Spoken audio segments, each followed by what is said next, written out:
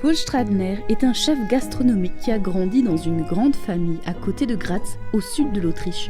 C'est dans la ferme familiale qu'il commence à découvrir la cuisine. Table 3, 2 couverts avec 2 valses en 4 traitants. En premier, un foie gras avec une céréole, ensuite un cendre avec un omblet et à la fin un lapin avec un magret de canard. Ma grand-mère et ma mère, ils sont chaque jour cuisinés pour 8 ou 9 personnes. Ouais.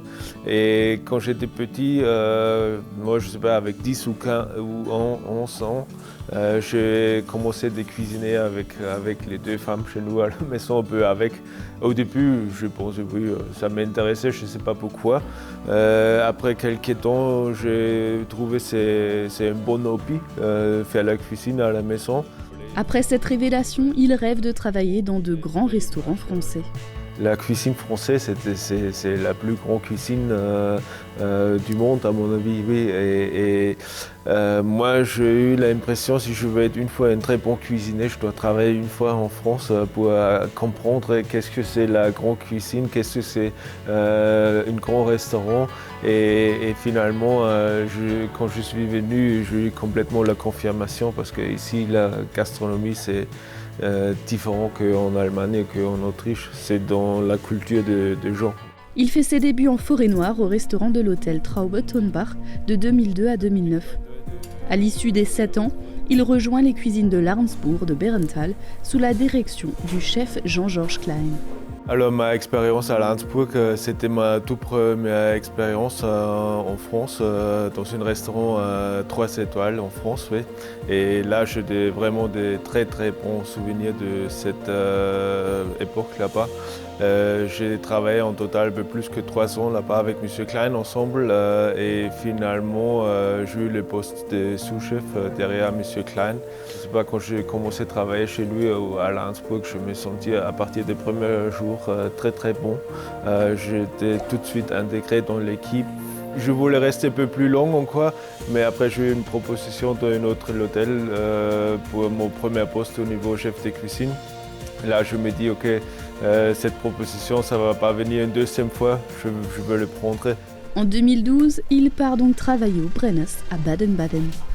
Pour le restaurant gastronomique où on a aussi reçu 2 étoiles en 2015, généralement j'étais très content là-bas. C'est une très très bonne entreprise, c'est un grand hôtel avec plus de 100 chambres et très prestigieux aussi en Allemagne ou aussi bien connu ici en Alsace. Oui. Mais la chose que me manquait là-bas, c'était des structures plus petites, des structures on peut peut-être dire familiales.